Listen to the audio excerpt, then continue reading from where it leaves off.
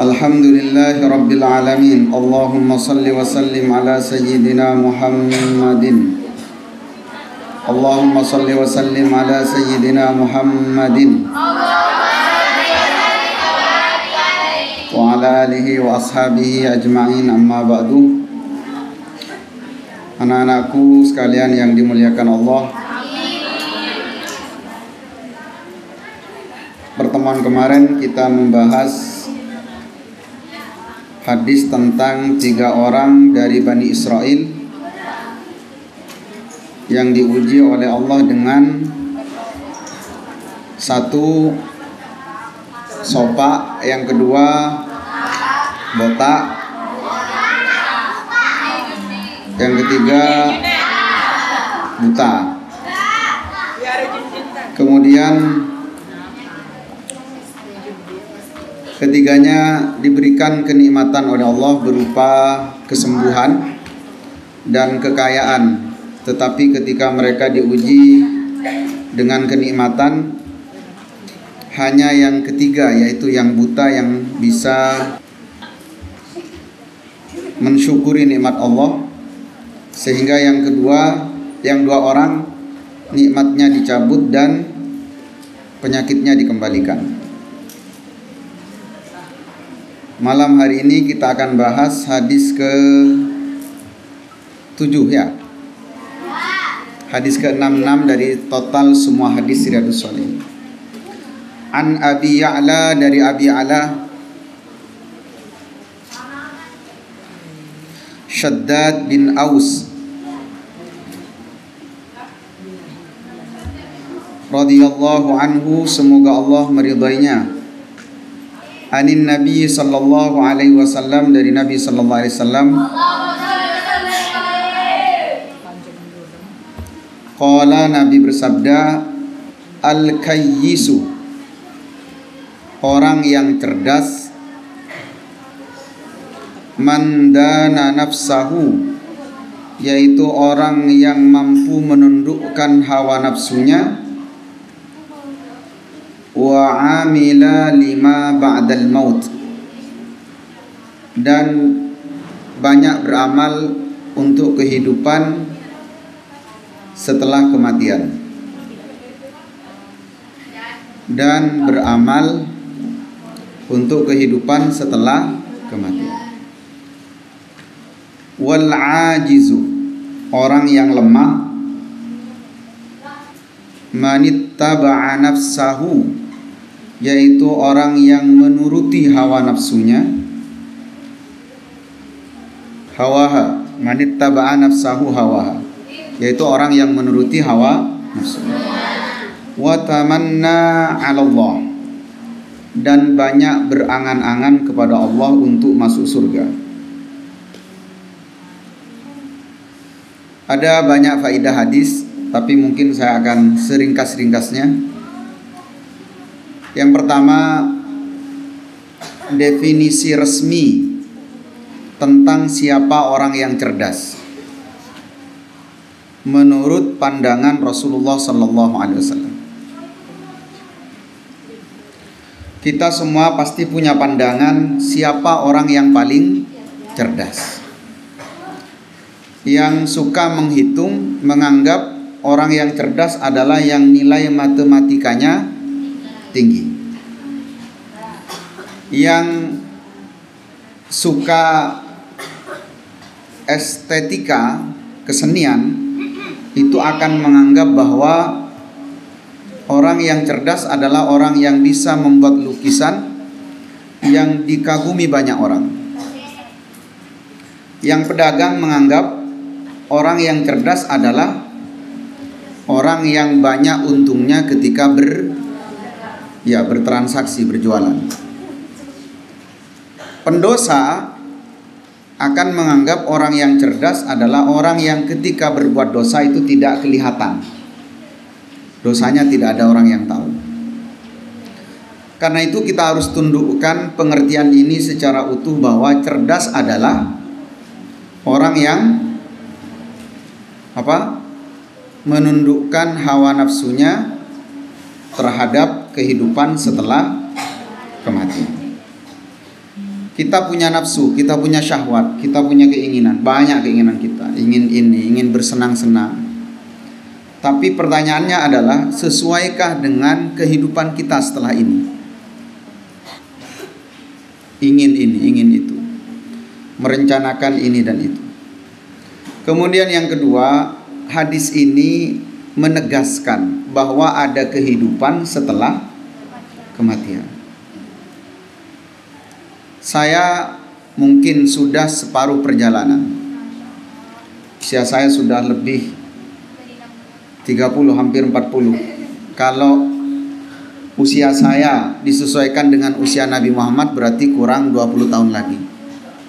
Kamu rata-rata usianya belasan, berarti masih punya kesempatan 40. Maka rencanakan dengan baik, kamu matinya mau seperti apa. Karena orang itu mati sesuai dengan kebiasaannya. Ingin mati membaca Al-Quran, sedang baca Al-Quran, maka jangan putus-putus membaca Al-Quran. Ingin mati dalam keadaan bersenang-senang, maka jangan putus-putus bersenang-senang. Rencanakan kematianmu. Karena hadis ini menegaskan bahwa sebenar-benar kehidupan adalah kehidupan setelah kematian. Ayatnya apa?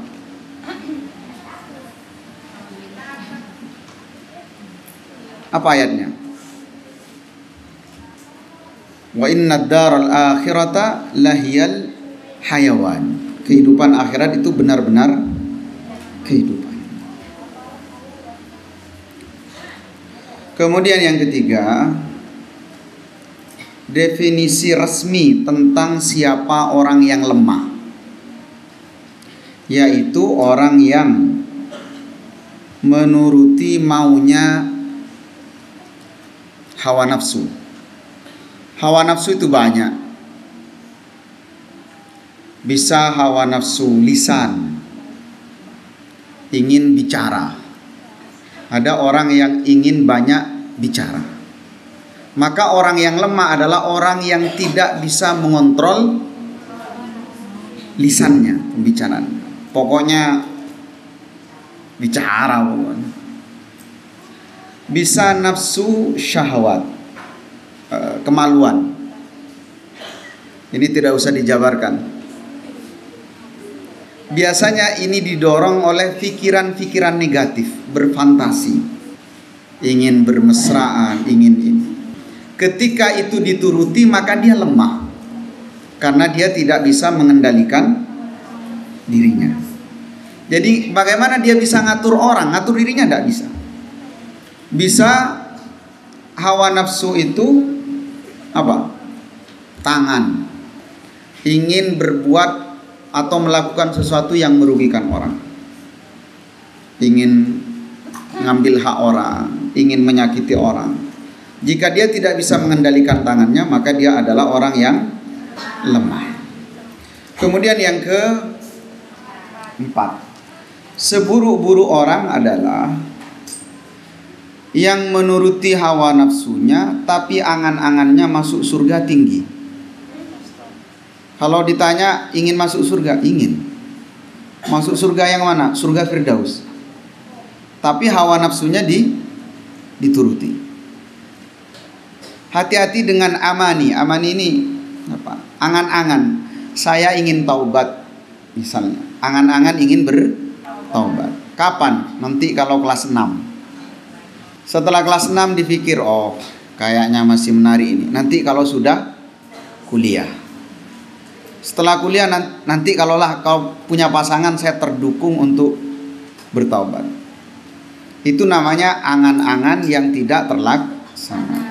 Karena itu kebaikan jangan dibuat angan, langsung kerjakan.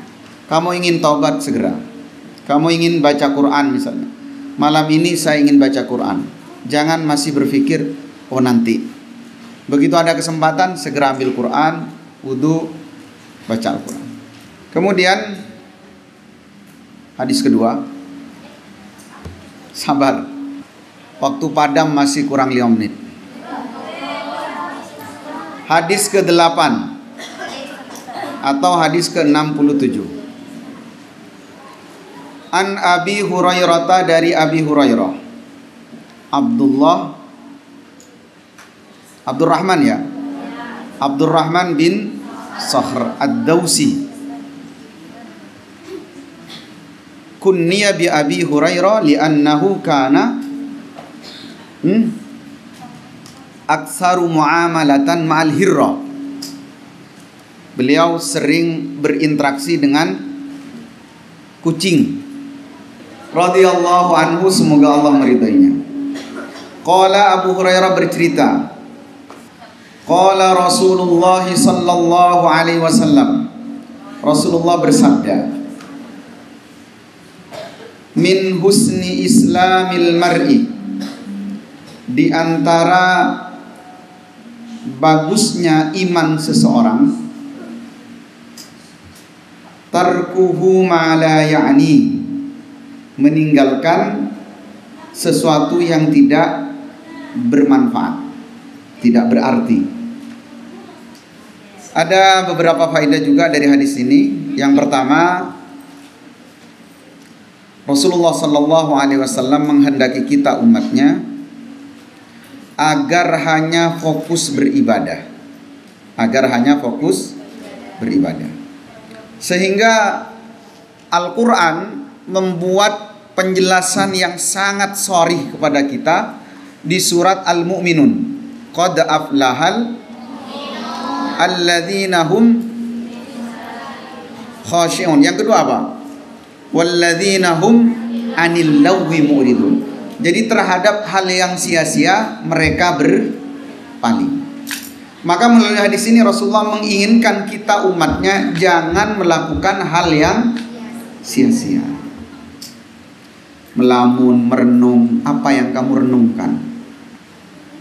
Duduk-duduk, kumpul bersama, cerita-cerita apa yang kamu ceritakan? Kemudian yang kedua, orang Islam itu bertingkat. Orang Islam itu bertingkat. Ada yang hanya sekedar Islam, ada yang tahu bagaimana cara berislam, ada yang bahkan puncaknya adalah dia tidak ingin melakukan apapun kecuali semata-mata karena Allah. Jadi dia sampai bergerak, dia berpikir gerakannya ini untuk apa? Dia berjalannya untuk apa? Kemudian yang terakhir, biar cepat selesai ini, meninggalkan sesuatu yang tidak bermanfaat itu berat. Meninggalkan sesuatu yang tidak bermanfaat itu berat.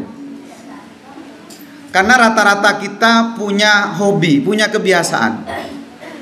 Dan kita mesti memeriksa apa kebiasaan kita. Ada yang mulai yang terburuk, hobinya dosa. Apa hobinya? Ghibah misalnya. Jadi lisannya itu gatal kalau tidak ngomongin orang. Kemana-mana, kalau dia tidak memulai menyebarkan keburukan orang, dia akan mencari tahu apa sih yang dilakukan orang. Ada yang sedang mungkin kita semua. Kita punya kebiasaan yang tidak dosa tapi tidak juga berpahala. Apa misalnya? Kebiasaan yang tidak dosa tapi tidak berpahala. Tidur. Tidur itu mubah, boleh.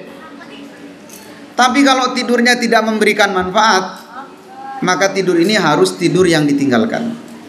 Nah, ada level yang tertinggi, yaitu ketika seseorang melakukan kebaikan itu di momen yang paling tepat. Makanya Allah menyebutkan dalam Al-Quran di surat Al-Hadid ayat 10, la yastawi minkum man anfaqa min qablil fathi wa qatal.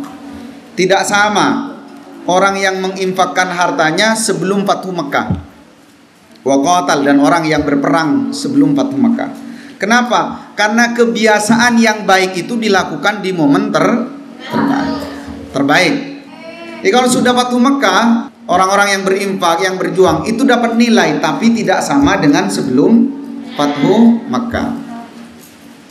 ulaika a'dhamu darajatan, itu sebaik-baik atau seagung-agung derajat, minal ladzina anfaqu min ba'du wa qatalu, daripada orang-orang yang setelahnya yang berinfak dan berjuang. Ini dua hadis yang bisa kita bahas. Hadis ke berapa tadi? Ke-7 dan ke-8. Semoga kita mendapatkan ilmu yang bermanfaat dan bisa mengambil banyak faedah dari hadis yang telah kita bahas. Aqulu ma tasma'un wa astaghfirullah li wa lakum wa lisairil muslimin wal muslimat innahu wal ghafurur rahim. Wa sallallahu ala sayyidina Muhammadin sallallahu alaihi wasallam. Walhamdulillahirabbil alamin. Assalamualaikum warahmatullahi wabarakatuh.